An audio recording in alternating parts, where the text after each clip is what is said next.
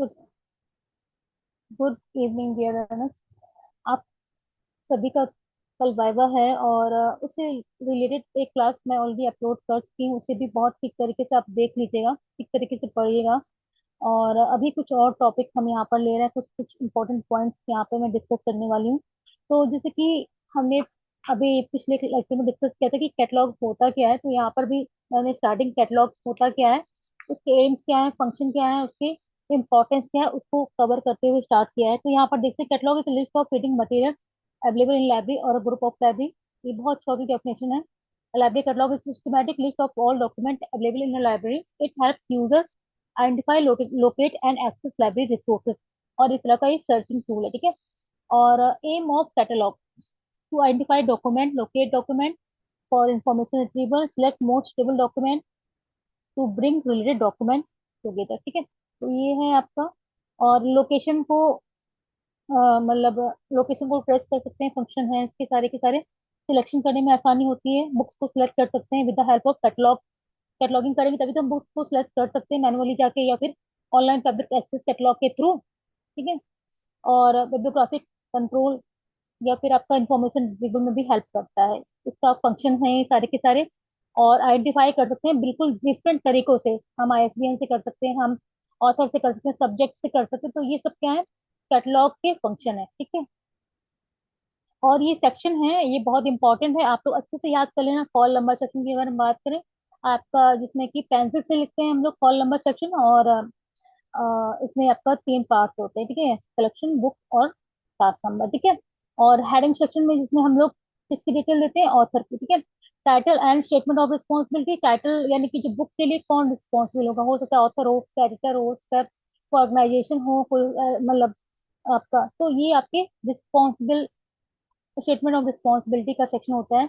Addition section आपका कौन सा एडिशन है। Publication distribution section, publication detail में क्या होता है, पब्लिकेशन जो डिटेल होती है, डिस्ट्रीब्यूशन डिटेल होती है। तो पब्लिकेशन में आपका प्लेस, ठीक है, पब्लिशर का नाम, ईयर, तीनों चीजें सिक्वेंस से होती है। पब्लिकेशन प्लेस पहले आता है, फिर ईयर आता है, सॉरी, पब्लिकेशन प्लेस, पब्लिशर का नाम और ईयर, तो ये तीनों सिक्वेंस से ही आते हैं इसी तरह से। और इन तीनों को, तीनों की जो डिटेल होती है, इसको तीनों को मिला के हम लोग बोलते हैं इम्प्रिंट डिटेल। स्टैंडर्ड टर्म है, इसे जरूर याद कर लीजिएगा। इसको हम लोग बोलते हैं इम्प्रिंट डिटेल, ठीक है, या पब्लिकेशन डिटेल, ठीक है। और फिजिकल डिस्क्रिप्शन में क्या चीजें होती है, फिजिकल डिस्क्रिप्शन में आपके पेजेस होते हैं, इनिशियल और प्राइमरी और प्रीलिमिनरी पेजेस, ठीक है। और इसके बाद आपके मेन पेजेस आते हैं। और ये इनिशियल प्रीलिमिनरी पेजेस या फिर प्राइमरी पेजेस जो होते हैं, वो इंडेक्स के पहले पेज पे दिए होते हैं, और वो जो रोमन्स में होते हैं, ठीक है। इसके बाद आपके आते हैं मेन पेजेस। और इसी में ही हम लोग फिजिकल डिस्क्रिप्शन में साइज लिखते हैं। तो मान लो 20 गुणे 22, आपकी 20 गुणे 22 साइज की किताब है, लंबाई 20 है और चौड़ाई 22 है। तो उसमें जो जो बड़ा साइज होता है ना, उसको हम रखते हैं, ठीक है, मैक्सिमम साइज को, ठीक है। तो ये आपका, एक सेकेंड है, ठीक है।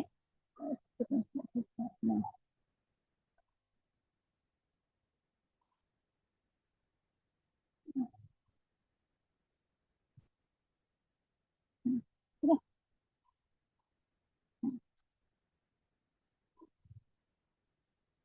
तो और उसके बाद सीरीज भी आती है सर्कुलर ब्रैकेट में, ठीक है। तो ये आपका फिजिकल डिस्क्रिप्शन में क्या कहता है, पेज आते हैं, ठीक है, और साइज आता है, और सीरीज अगर दी होती है तो सर्कुलर ब्रैकेट में लिखते हैं, ठीक है। सीरीज सेक्शन अलग से भी होता है अगर, ठीक है। नोट सेक्शन हो गया, इंटरनेशनल स्टैंडर्ड बुक नंबर हो गया, जो कि निस्केयर, सॉरी, आपका आर अलग द्वारा दिया जाता है। Standard serial, international standard serial number होता है। और एक ये 13 नंबर का होता है, 13 डिजिट का होता है। और कोलकाता में इसका ऑफिस है, अलग, राजा राम मोहन लाइब्रेरी फाउंडेशन के नाम से, ठीक है। वो आपको आईएसबीएन किसी बुक को प्रोवाइड कराता है, ठीक है। ड्रेसिंग सेक्शन आपका ACR2 में कहाँ पे, नीचे सेक्शन में होता है, ठीक है। और आपका जो CCC होता है उसमें बैक ऑफ टाइटल पेज होता है, ठीक है। Back of card, sorry, not title page, ठीक है। और एक्सेस नंबर कहाँ पे दिया होता है, फोर्थ लाइन में, ठीक है। तो ये आपके सभी कुछ आपको पता होना चाहिए, अच्छे से पढ़ लेना। सेक्शन इंपॉर्टेंट है, सिक्वेंस याद होने चाहिए। और आपके CCC में 6 होते हैं, और इसमें आपके 11 या 8 होते हैं इंपॉर्टेंट, ठीक है। ये कॉल नंबर सेक्शन होता है जो कि पेंसिल से लिखा होता है। हेडिंग सेक्शन को हमेशा हम लोग इस तरह से लिखते हैं, ऑथर का नाम रिवर्स ऑर्डर में, फिर टाइटल आता है आपका। और फिर जो, अगर मान ली दो लैंग्वेज में टाइटल दे रखा है, एक इंग्लिश में और हिंदी में, तो हम लोग मेन जो आपकी फ्रेंडली लैंग्वेज होती है, मेन लैंग्वेज होती है, उससे हम लोग लिखते हैं पहले। और जो सेकंड लैंग्वेज उससे पहले टाइटल से लिखते हैं, और फिर आपका सब टाइटल अगर दिया है तो लिखते हैं। फिर उसके बाद रिस्पॉन्सिबिलिटी, एडिटर है, ऑथर है, या जो भी है, तो पहले ऑथर है तो ऑथर, नहीं तो फिर एडिटर वगैरह आता है यहाँ पर, ठीक है। फिर अदर रिस्पॉन्सिबिलिटी, अगर दोनों दिया है तो पहले ऑथर का आएगा, फिर आपकी ट्रांसलेटर है, एडिटर है, जो भी है वो यहाँ पर लिखेंगे। फिर डॉट डैश लगा के एडिशन की डिटेल लिखेंगे। फिर आपका डॉट डैश लगा के पब्लिकेशन ऑफ प्लेस, पब्लिशर का नाम और ईयर ऑफ पब्लिकेशन, ठीक है। इन तीनों को हम लोग इम्प्रिंट डिटेल भी कहते हैं, ठीक है। और एक्सेस नंबर फोर्थ टाइम पे आएंगे, और यहाँ पर आप लोग लिखते हैं ए सी सी सी में, यहाँ पर लिखते हैं एक्सेस नंबर, ठीक है। और ए सी आर टू में यहाँ पर लिखते हैं, ठीक है। और प्राइमरी पेजेस, जैसे मैंने आपको बताया था ना, प्राइमरी पेज, फिर main page, size of book, और ब्रैकेट में सीरीज, ये कहाँ पे ये क्या है, ये फिजिकल डिस्क्रिप्शन का एरिया है। फिर नोट हो गया, नोट सेक्शन। फिर I S S N number, यानी कि इंटरनेशनल स्टैंडर्ड सीरियल नंबर, आपको ये कौन मतलब प्रोवाइड कराता है, ये आपका मिस केयर द्वारा मतलब प्रोवाइड कराता है आपका इंटरनेशनल स्टैंडर्ड सीरियल नंबर, और ये 8 डिजिट का होता है, ठीक है। और ये फिर ट्रेसिंग सेक्शन है, और जिसमें कि हम लोग एडेड एंट्रीज की डिटेल्स लिखते हैं, है ना। तो ये आपका यहाँ पर आता है, ठीक है। और एक बात ध्यान रखने वाली है कि हम लोग यहाँ पर ऑथर की डिटेल्स रिवर्स ऑर्डर में लिखते हैं। जब हम लोग यहाँ पे रिस्पॉन्सिबिलिटी वाले एरिया में लिखते हैं ना, तो रनिंग में लिखते हैं, ठीक है। मतलब मान लिया यहाँ पे हमने लिखा है ना भानु प्रकाश इन केस, ठीक है, तो यहाँ पे प्रकाश कॉमा लगा के भानु लिखेंगे, तो ये और यहाँ पर लिखेंगे उसको, तो हम लोग कैसे लिखेंगे, भानु प्रकाश ही लिखेंगे, ठीक है। तो इस तरह से लिखेंगे। या फिर आपका संजीव प्रकाश है या कुछ भी, मतलब संजीव प्रकाश नहीं, एक तरह से लिखेंगे, मतलब जैसे कि प्रोफेसर नबी हसन सर हैं, ठीक है। तो हसन यहाँ पे आएगा कॉमा लगा के, फिर आपका, और इसमें आपके मतलब जो भी मतलब प्रोफेसर हो गए, डॉक्टर हो गए, सब ऐड नहीं करते, ठीक है। तो कॉमन है तो पता ही होगा आप लोगों को, ठीक है। और इम्पोर्टेंस ऑफ AACR2, ठीक है, ये बहुत इंपॉर्टेंट है कि फंक्शन पढ़ लिए, पर्पज पढ़ लिए आपने, क्या होता है ये पढ़ लिया। तो अब हम AACR2 और तीसरी में क्या इम्पोर्टेंस है या क्या विशेषताएं हैं, उसके बारे में जान लेते हैं। तो जो AACR2 है वो स्टैंडर्ड रूल है, ठीक है। और ये फॉर डिस्क्रिप्टिव कैटलॉगिंग के लिए, ठीक है। और provide principle and rules for preparing classified catalog को, ठीक है। ये आपका प्रिंसिपल एंड रूल्स पे बेस्ड है, और ये स्टैंडर्ड रूल है आपका, ठीक है। It maintain uniformity and consistency, ये यूनिफॉर्मिटी मेंटेन करता है, क्योंकि भाई सभी आप इन्फॉर्म नहीं रहेगा तो फिर आप शेयर नहीं कर सकते, ना कैटलॉग को बोरो कर सकते हो, ना रिसोर्स शेयरिंग कर सकते हो। तो ये चीजें जब भी हो सकती है पॉसिबल, जब आपकी कैटलॉग यूनिफॉर्म हो, ठीक है, एक जैसा हो। Systematic arrangement of catalog entries according to classification, ठीक है, क्योंकि इसका जो हम लोग ब्रेक करते हैं, सब्जेक्ट जो होता है आप बनाते हैं, वो किसके थ्रू होता है, क्लासिफिकेशन के द्वारा। और इसमें क्या होता है, AACR2 में help in preparing author title edition publication and physical description, ये आपके अलग अलग तरीकों के मतलब सर्च करने में हेल्प करता है, कार्ड बनाने में हेल्प करता है। और यहीं पे अगर हम बात करें main entries, added entries and cross reference entries, है ना, तो इनमें हेल्प करता है, ठीक है। एडेड एंट्रीज ये भी है, एडेड एंट्रीज ये भी है, एक तरह से, ठीक है। यहाँ पर हम टाइटल से भी बनाते हैं, ठीक है, हम ऑथर से भी बनाते हैं, अगर दो ऑथर दे रखे हैं, ठीक है, लेकिन इनसे नहीं बनाते हैं, ठीक है। तो ये आपके मतलब it helps preparing author title, and it helps preparing main entries, added entries and cross reference entries systematically, ठीक है। और ये इंटरनेशनल स्टैंडर्ड को सपोर्ट करता है। और जब हम बात करें अगर CCC की, तो ये स्टैंडर्ड इंटरनेशनल स्टैंडर्ड को सपोर्ट फिलहाल तो नहीं करता है, क्योंकि इसका अपडेटेशन नहीं हुआ, और मतलब इस वजह से ये अभी फिलहाल उतना ज्यादा यूज नहीं हो रहा है, ठीक है। Use in manual and automated library catalog, OPAC के बारे में मैंने पढ़ाया था आपको, ऑनलाइन पब्लिक एक्सेस कैटलॉग, जो कि ऑटोमेटेड फॉर्म ऑफ कैटलॉग है। और ये मैनुअली जो हम लोग कार्ड बनाते हैं वो मैनुअल कैटलॉग कहलाता है, ठीक है। और ये कैटलॉग कार्ड कैबिनेट में पहले रखे जाते थे, अब तो ओपेक आ गया है, ठीक है। वाइडली यूज और ये आपका widely use for classified catalogue in library, ये मैनुअली ही इस्तेमाल होता है, इसको ओपेक वर्जन में नहीं आया है ये, ठीक है। और जब हम लोग मेजर डिफरेंस अगर हम बात करें, तो आप ओपेक वाला ले सकते हैं, और ये आपका एक ये वाला ले सकते हैं, इंटरनेशनल स्टैंडर्ड ले सकते हैं, और ये बेस्ड ऑफ चेन से ले सकते हैं, ठीक है। और एक सबसे इम्पोर्टेंट ये है कि जब हम लोग सब्जेक्ट हेडिंग बनाते हैं, ठीक है, तो हम लोग क्या करते हैं, library of Congress subject heading और Sears list of subject heading के मदद से हम लोग सब्जेक्ट एंट्री बनाते हैं ACR2 में। और वहीं अगर बात करें हम क्लासिफाइड कैटलॉग कोड में, वहां पर हम लोग कैसे करते हैं, क्लास को ब्रेक करते हैं चेन इंडेक्स के थ्रू, और फिर हम लोग क्या करते हैं, हम लोग CC के थ्रू चेन ब्रेक करके सब्जेक्ट या फिर हम क्लास इंडेक्स एंट्रीज बनाते हैं। ठीक है, तो ये इसके ऊपर बेस्ड होती है कॉलम क्लासिफिकेशन पे। और ये fabric of Congress subject heading और CS list of subject heading, CS list of subject heading आपकी WCB शेयर्स ने बनाई थी। ठीक है, और लाइब्रेरी ऑफ कांग्रेस ने बनाई थी, दोनों ही स्टैंडर्ड सब्जेक्ट हेडिंग है। ठीक है, और जब हम लोग ACR2 में सब्जेक्ट एंट्रीज करते हैं तो इसको फॉलो करते हैं। ठीक है, और ये ACR2 का काइंड्स ऑफ एंट्रीज हैं एक्चुअली, है ना। और मतलब उसमें क्या था कि आप देखते थे कि वहां पर भी आपके काइंड्स ऑफ एंट्रीज है, यहाँ पर भी आपके काइंड्स ऑफ एंट्रीज दे रखे हैं। ठीक है, और यहाँ पर जरूरी है आपको एक चीज याद करना, दोनों को जरूर दिमाग में रखना कि भाई उसमें कैसे काइंड्स ऑफ एंट्री थी और यहाँ पर कैसे काइंड्स ऑफ एंट्री है। ठीक है, वहां पे आपने मेन एंट्री वहां पर भी थी, यहाँ पर भी है। ठीक है, मेन एंट्री आपकी एडेड एंट्रीज और रेफरेंस एंट्री। ठीक है, तो मेन एंट्री का कार्ड यहाँ पर बनता ही है आपका।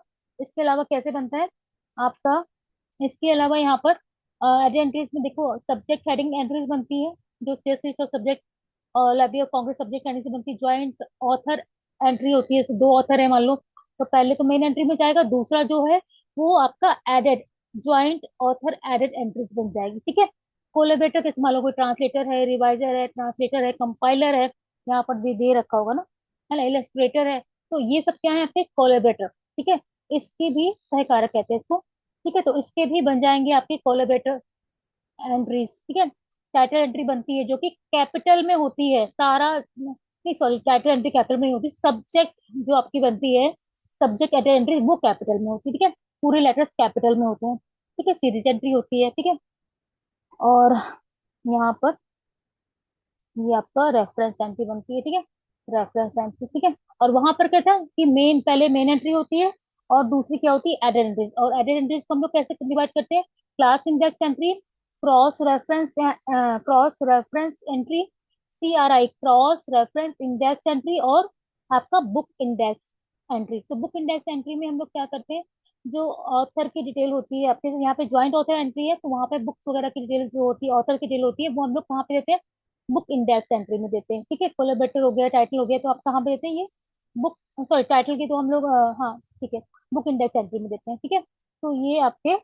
डिफरेंसेस हैं ACR2 और सॉरी हाँ ACR2 के काइंड्स ऑफ एंट्री और CCC के काइंड्स ऑफ एंट्री, दोनों ठीक तरीके से देख लेना और अच्छे से याद कर लेना, दोनों बहुत इंपॉर्टेंट है। इसमें आपके काइंड्स ऑफ एंट्री तीन प्रकार के होते हैं, मेन एंट्री, एडेड एंट्री और रेफरेंस। और वहां पर क्या होता है, दो होते हैं, मेन एंट्री और एडेड एंट्री। ठीक है, और फिर उसको हम लोग डिस्क्राइब करते हैं आपका यहाँ पर कि एडेड एंट्रीज को हम लोग subject heading, joint, collaborated, title और सीरीज, और वहां पे क्या करते हैं, एडेड एंट्रीज को चार में डिवाइड करते हैं। ठीक है, तो ये आपका होता है। ठीक है,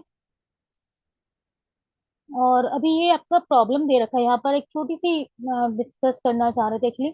यहाँ पर देखो ये सारी चीज दे रखी है, ये थोड़ा गलत है यहाँ पर, ये चीज यहाँ पे आना चाहिए, सारी कॉमा MA यहाँ पे आना चाहिए, तो वो थोड़ा गड़बड़ है यहाँ पर। और मैं यहाँ आपको आपको रुपीज की, क्योंकि हमारे पास जो हमारे बुक में दे रखा है तो रुपीज की हमको डिटेल कहीं मिली नहीं, तो मैंने एक प्रॉब्लम यहाँ पर ली है। तो अगर इनकेस हमें रुपीज की डिटेल्स मेंशन करनी तो हम कहाँ पे करेंगे, हम जो ISBN नंबर है, क्योंकि ISBN नंबर के पास ही आपकी मतलब, क्योंकि आपका वहां पर बुक नंबर हम लोग जो लिख, सॉरी प्राइस नंबर जो होता है, प्राइस का डिटेल होगा, वो हम लोग कोलन लगा के रुपीस या जो भी आपकी यहाँ पे होगा उसको मेंशन करेंगे। ठीक है, 405, तो ये कहाँ पे मेंशन होगा, ISBN के बाद में कोलन लगा के, अगर बुक की डिटेल दे रखी होगी। ठीक है, और अगर आपने यहाँ पे कॉपीराइट की डिटेल दे रखी है तो कॉपीराइट यहाँ पे स्मॉल सी में, यहाँ पे 1996 के पहले स्मॉल सी में हम कॉपीराइट लिख देंगे। ठीक है, तो ये इम्पोर्टेंट है कि अगर हमारे पास कॉपीराइट की डिटेल है या फिर रुपीज की डिटेल है, हम वो कहाँ मेंशन करेंगे, तो रुपीज की डिटेल ISBN के बाद होगी, और जो आपका मतलब क्या बोलते हैं, कॉपीराइट है वो आपका ईयर ऑफ पब्लिकेशन के पहले आएगी। ठीक है, या फिर ईयर ऑफ, है ना, यहाँ पर। ठीक है, तो ये आपका, इसीलिए मैंने प्रॉब्लम यहाँ पर थोड़ा रखा था। ठीक है, देखो है ना, यहाँ पे देखो साइज दे रखा है, जो बड़ा साइज होगा जनरली हम लोग उसे लेते हैं, 20 सेंटीमीटर लिया है तो आप देख सकते हैं, ठीक है। और ठीक है, ये आपका प्रॉब्लम दे रखी है मोर देन 3 ऑथर के केस में। जैसे आपके अलग अलग केसेस होते हैं ना, कि मान लिया अगर हम दो ऑथर की ज्वाइंट ऑथर प्रॉब्लम, मतलब दो ज्वाइंट ऑथर की बुक है, कोई दो ऑथर ने लिख मिलकर लिखी है, तो एक हम लोग मेन कार्ड जो बनाते हैं वो मेन ऑथर से बनता है, दूसरा जो होता है वो दूसरा ऑथर आपके joint added entry, joint author added entries में आ जाता है, ठीक है।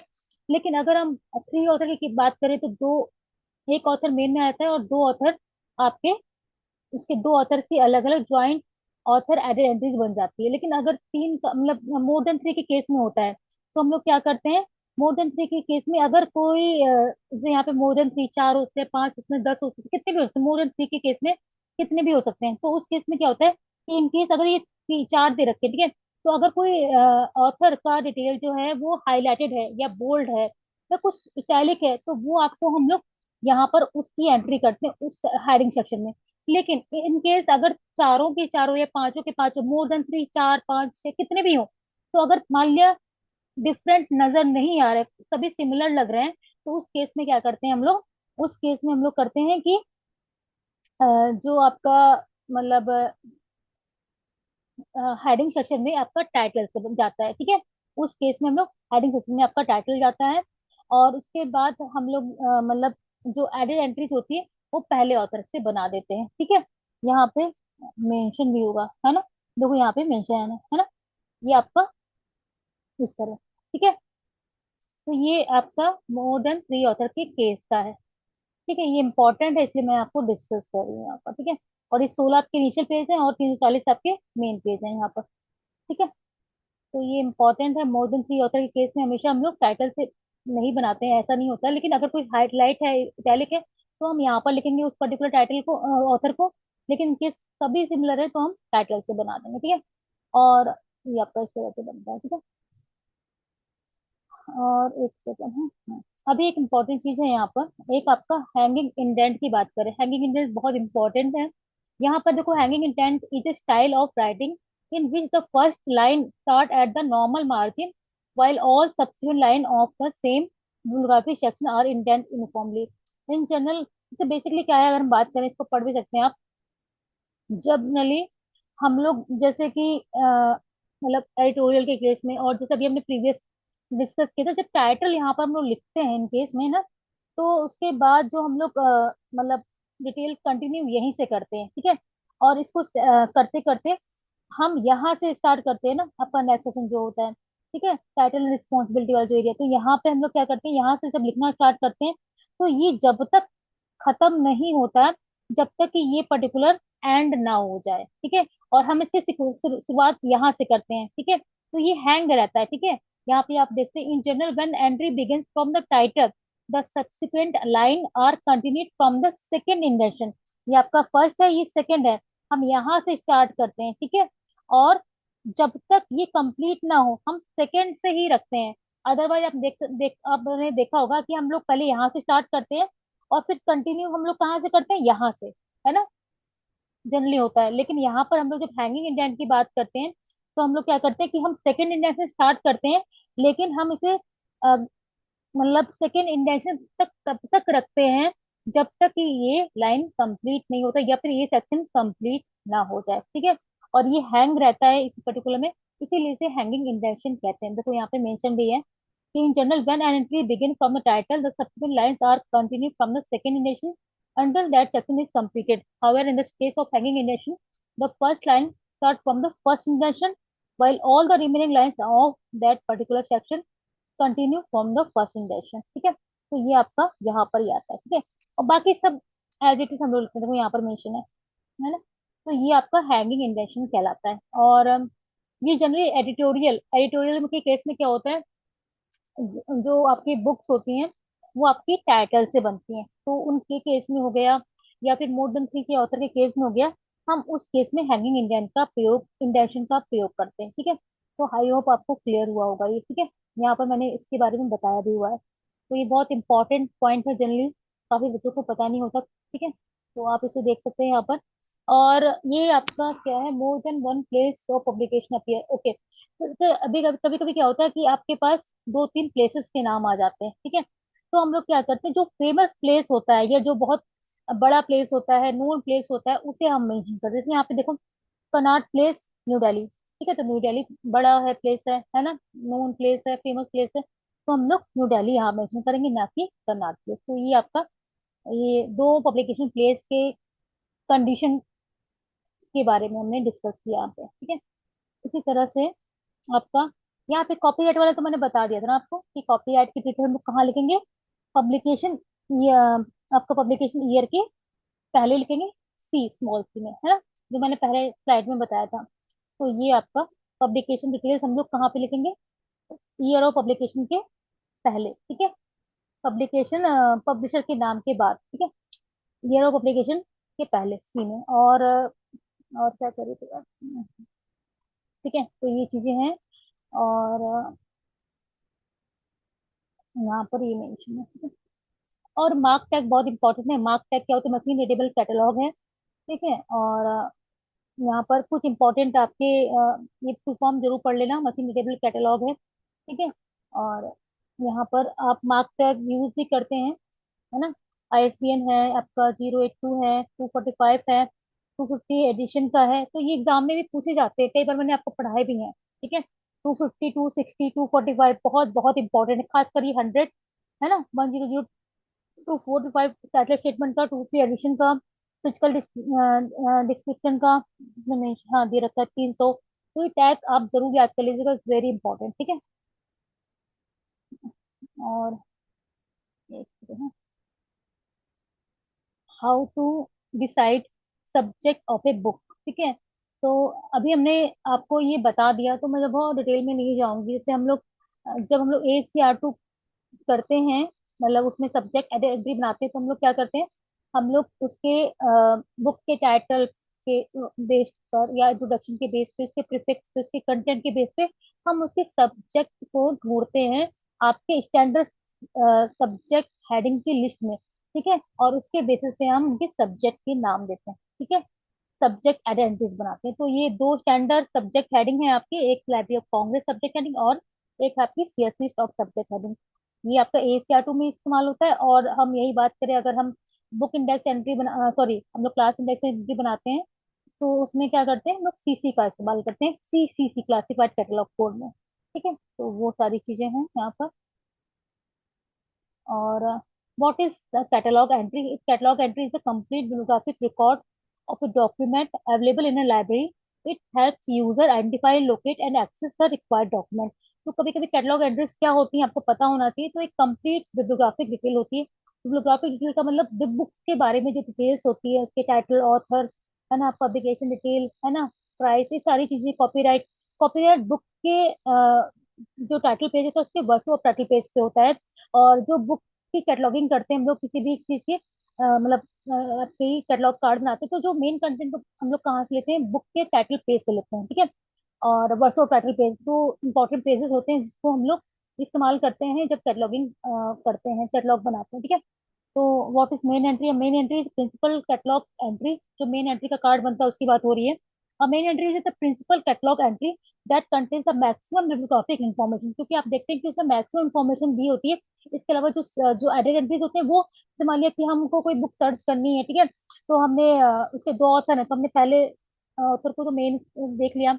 लेकिन जो अगर दूसरे ऑथर फेमस है, या दूसरे ऑथर उसको पता है, तो दूसरे ऑथर से भी ढूंढ सकते हैं, added joint author added entries के थ्रू भी, ठीक है। या फिर टाइटल का पता है, तो टाइटल से हम लोग बुक को सर्च कर सकते हैं, सब्जेक्ट से सर्च कर सकते हैं। देखा होगा आपने, अभी मैं आपको दिखाऊंगी भी, कि ओपेक में हम लोग देखते नहीं, अलग अलग तरीकों से बुक को सर्च कर सकते हैं। वही चीज मैनुअली हम लोग कैसे सर्च कर सकते थे पहले, तो वही कार्ड फॉर्मेट में हम लोग बनाते हैं कैटलॉग कार्ड में, और कुछ भी अंतर नहीं है, ठीक है। तो ये आपके why the main entry important, it provides complete information about the document. It's served as a basic for preparing all entries, because sure बिल्कुल बात है, अगर ट्रेसिंग की बात करेंगे तो उसी में दी होती है। It helps user identify and locate library resources accurately, ठीक है। तो आप ये देख सकते हैं। और कॉल नंबर तो बहुत सिंपल है, मैंने कितनी बार बता रखा है, फिर भी आपको हेल्प के लिए मैंने यहाँ पे शेयर कर दिया है कि जो बच्चों को नहीं पता है या जिन्होंने नहीं पढ़ा है तो यहाँ पे देख लें। ठीक है, कॉल नंबर क्या होता है? आपका यूनिक आइडेंटिफिकेशन नंबर होता है। ठीक है, और जिसके थ्रू हम लोग बुक को मतलब सर्च करते हैं या लोकेट करते हैं। ठीक है, और कंपोनेंट आपके क्लास नंबर, बुक नंबर। ठीक है, और प्लान यहाँ पे लिखा है कि बुक को सॉरी कॉल नंबर को हम पेंसिल से क्यों लिखते हैं, क्योंकि हमने आपको पहले भी बताया था कि रिक्लासिफिकेशन करना है, शिफ्टिंग करना है। ठीक है, हम किसी और क्लासिफिकेशन को इस्तेमाल कर रहे हैं तो उस केस में हम लोग अगर वो उसको मिटा के लिख सकते हैं। ठीक है, इसीलिए हम लोग क्लास नंबर को पेंसिल से लिखते हैं। ठीक है, जैसे स्टाइलिंग अरेंजमेंट में कुछ हम लोग को वॉल्यूम अगर आया इसको समझे किस तरह से मेंशन करना है तो हम लोग इसको ऐड करते हैं। ठीक है, पेंसिल से लिखते हैं। ठीक है, आईएसबीएन संदर्भ बुक नंबर। अच्छा, ओके, आईएसबीएन के बारे में बता रखा है इन्होंने, है ना, पर्पज ऑफ आईएसबीएन। है ना, बुक को अगर हम कहते कि अगर हम लोग बुक को ऑर्डर करते तो आईएसबीएन नंबर सबसे बड़ा रोल प्ले करता है। ठीक है, और इस नंबर से हम बुक्स के बारे में सारी इन्फॉर्मेशन जानते हैं, बुक का पब्लिकेशन वगैरह, है ना, कहाँ पे पब्लिक किस कितने रुपए की है, सभी डिटेल्स मतलब मिल जाती है। मतलब प्राइस तो नहीं मिलते हैं लेकिन पब्लिकेशन प्लेस वगैरह हमें मालूम चल जाता है, डिस्ट्रीब्यूटर का नाम मालूम चलता है आईएसबीएन के थ्रू। और आईएसबीएन बेसिकली आपकी RRRLF द्वारा जनरेट किया जाता है। आईएसबीएन नंबर 13 डिजिट का होता है, ये 8 डिजिट का होता है। ठीक है, इसका फुल फॉर्म पढ़ लेना और कौन सी संस्था इसको प्रोवाइड कराती है, और ये जरूर पढ़ लीजिएगा, ये निस्केर द्वारा आईएसएस नंबर जनरेट किया जाता है। ठीक है, तो ये हो गया। और ये मेन है कि ACR2 और CCC में क्या डिफरेंस है, दोनों कार्ड सामने रखें आप देख सकते हैं, और जरूर आपको पता होना चाहिए। देख लीजिए यहाँ पर कि ये देखिए यहाँ पर ये आपका क्या है, कॉल नंबर, और यहाँ पर हम लोग कॉल नंबर कैसे लिखते हैं, CCC में हम लोग यहाँ पर लिखते हैं। ठीक है, और यहाँ पर हम लोग कॉल नंबर यहाँ पर लिखते हैं। ठीक है, और इस तरह से ऑथर का नाम लिखते हैं, और यहाँ पर हम लोग कैसे लिखते हैं, हम लोग कैपिटल में लिखते हैं। ठीक है, और ब्रैकेट में लिखते हैं इसका सरनेम, और इनकी अगर डेट ऑफ बर्थ दे रखी है और मतलब इनकी डेथ मतलब डेट दे रखी है तो हम लोग इसको मेंशन करते हैं डैश लगा के। ठीक है, और यहाँ पर किस तरह से लिखते हैं, तो ये दोनों तरीके आप जरूर देख लीजिएगा। और हम एक्सेशन नंबर को यहाँ पर लिखते हैं फोर्थ लाइन में, और हम लोग यहाँ पे कहाँ लिखते हैं, ये फोर्थ लाइन में होता है, लेकिन इन दोनों फर्स्ट और सेकंड के बीच में लिखते हैं। तो ये बहुत इंपॉर्टेंट है कि हम लोग कॉल नंबर कहाँ लिखते हैं और एक्सेस नंबर कहाँ लिखते हैं, ऑथर की डिटेल कैसे लिखते हैं। ठीक है, और हम ट्रेसिंग कहाँ करते हैं, जैसे ACR2 में हम लोग ट्रेसिंग कहाँ करते हैं, यहाँ पर नीचे, और यहाँ पे हम लोग जो ट्रेसिंग करते हैं CCC में हम बैक ऑफ पेज करते हैं ना। ठीक है, और ये आपका क्या है, एक सेकेंड, आपका डिक्शनरी कैटलॉग और अल्फाबेटिकल कैटलॉग के बारे में यहाँ पर डिस्कस किया है। काफी बच्चों को बेसिक चीजें भी अगर हम कहेंगे थोड़ा सा ध्यान दें तो आप लोग पता चल जाएगा। अल्फाबेटिकल का मतलब क्या होता है, कि हम अल्फाबेटिकल ऑर्डर में, हमने आपको बताया भी था क्लासिफाइड कैटलॉग कोड या अल्फाबेट, जब हम लोग कैटलॉग कार्ड कैबिनेट बनाते हैं जब मैनुअली करते हैं तो वहाँ पे क्या होता है, अल्फाबेटिकल ए से मतलब ए ऑथर्स हो गया आपका, या फिर सब्जेक्ट के अकॉर्डिंग हम लोग अरेंज करते हैं तो वो सब क्या है अल्फाबेटिकली। और डिक्शनरी में क्या होता है कि आपका A to Z में दे रखा है, कोई ऐसा नहीं है कि वो मतलब ऑथर भी हो सकता है, टाइटल भी हो सकता है, सब्जेक्ट भी हो सकता है, सीरीज भी हो सकता है इसमें। और यहाँ पर क्या है आपका कि अलग अलग ऑथर से हमने अल्फाबेटिकल दे दिया, टाइटल से दे दिया अलग से, सब्जेक्ट का अलग से दे दिया। यहाँ पर क्या है कि ए ऑथर का आ गया तो ठीक है, फिर टाइटल अगर कोई टाइटल का है, मान लिया ऑथर का ए है फिर टाइटल का भी ए है, तो सब एक साथ ही आएंगे। यहाँ पे क्या है, हमने अलग अलग सेग्रीगेट कर दिया। ठीक है, तो डिक्शनरी में क्या है, जितने भी ए से चाहे वो सब्जेक्ट हो चाहे टाइटल है वो सब कुछ आएगा। और यहाँ पर क्या है, हम लोगों ने अल्फाबेटिकल यानी ऑथर को अलग से अल्फाबेटिकल किया, टाइटल को अलग से किया, सब्जेक्ट को अलग किया, सेपरेटली लिखा हुआ है। और ये क्या है, टुगेदर है। तो ये डिफरेंस है, ठीक है, अल्फाबेटिकल में और डिक्शनरी में। ठीक है, catalog in which entries are arrange alphabetically, और ये यहाँ पर अपनी डिक्शनरी में हमने जैसे A to Z, ऐसा नहीं मैटर कर रहा है भाई कि कोई भी मतलब हो सकता है, वो कुछ उसको मैटर नहीं करता कि वो बुक है, टाइटल है, सब्जेक्ट है, वो A to Z में आपको प्रोवाइड कराई जाएगी डिक्शनरी में। और यहाँ पर क्या होता है, सब्जेक्ट को सेपरेट कर लिया, ऑथर को कर लिया, टाइटल को कर लिया, ये सर्च करने में इजी रहता है। ठीक है, easy to prepare and maintain.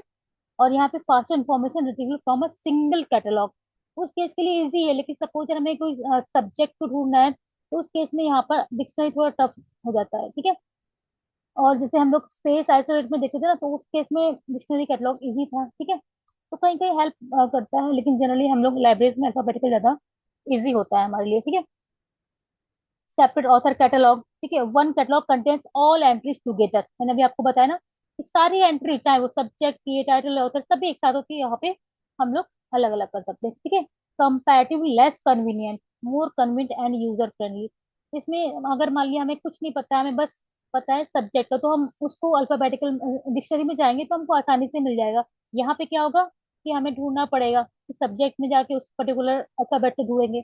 और यहाँ पे अगर हमें डिक्शनरी में है तो हम उसको, उसका हमें पता होगा अल्फाबेट, तो हम उसके थ्रू आसानी से सर्च कर सकते हैं।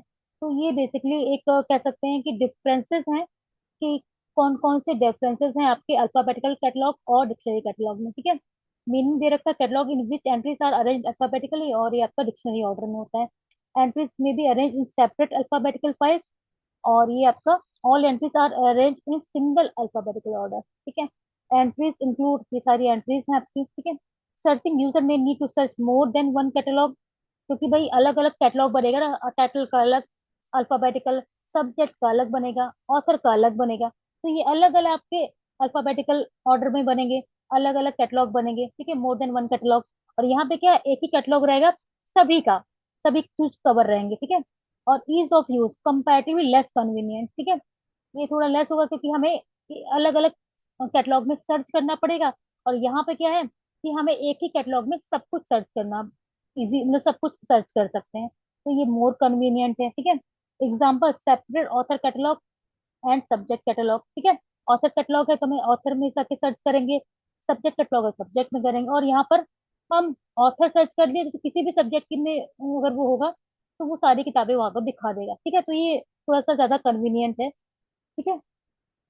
तो अल्फाबेटिकल और कैटलॉग के बारे में हमने यहाँ पे डिस्कस किया। तो ये मेरे ख्याल से इजी है, और आई थिंक ये सारे इंपॉर्टेंट हैं आपके लिए। और एक चीज और, स्यूडोनोम के बारे में बच्चों को क्यों नहीं पता है, मुझे समझ में नहीं आती। सिंपल चीजें हैं, कृत्रिम नाम नहीं पता आप लोगों को। आपका धनपत राय है आपका, मतलब जो मुंशी प्रेमचंद जी के जो अगर हम बात करें, कृत्रिम नाम धनपत राय बहुत फेमस है। ठीक है। और बहुत सारे भी, आपका चाणक्य का विष्णुगुप्त है। ठीक है। और क्यों करते थे ये सारे हम लोग, मतलब छद्म नाम भी बोलते हैं, कृत्रिम नाम भी बोलते हैं, या फिर स्यूडोनाम बोलते हैं। तो ये जब कोई पहले होता नहीं था कि कोई ऑथर है, कोई कुछ ऐसा कंट्रोवर्शियल बुक लिख रहा है या फिर कोई पेपर में आर्टिकल लिख रहा है, तो उस केस में कि कोई कोई मतलब उस पे प्रॉब्लम ना फेस करनी पड़े उसे, कोई उसे मतलब उसको दिक्कत ना हो, तो वो अपने छद्म नाम से पब्लिश करता था। तो उसलिए उसे हम लोग स्यूडोनाम के नाम से वो अपने पब्लिश करता था, रियल नेम से नहीं। तो वो आपका कृत्रिम नाम या छद्म नाम या शिरोनाम कहते हैं। ठीक है। तो फेमस की बात करेंगे तो आपका प्रेमचंद जी हैं। ठीक है। और निराला के नाम से भी हम लोग करते थे, सूर्यकांत पाटिल निराला जी हैं। ठीक है। विष्णुगुप्त आपका, है ना। और इस तरह से कुछ है इम्पोर्टेंट आपके। ठीक है। तो आप उनको जरूर याद कर लीजिएगा। हाँ, मल्टी वॉल्यूम का भी पढ़ लीजिएगा, उसमें इनकम्प्लीट अनकम्प्लीट और कुछ केसेस हैं तो आप उसको देख लीजिएगा। Corporate authorship is very important. ठीक है।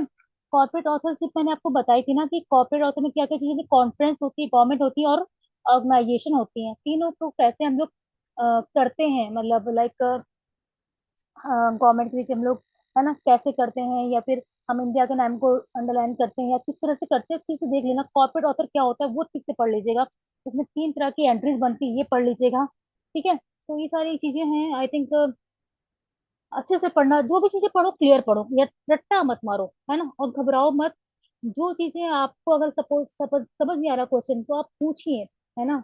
लेकिन नर्वस मत होइए, अच्छे से प्रैक्टिकल दीजिए, है ना। आपने सब पढ़ रखा है, बस थोड़ा सा घबरा जाते हैं आप लोग। ठीक है। तो मतलब थोड़ा सा अटेंटिव रहिए और थोड़ी सी मेहनत कीजिए।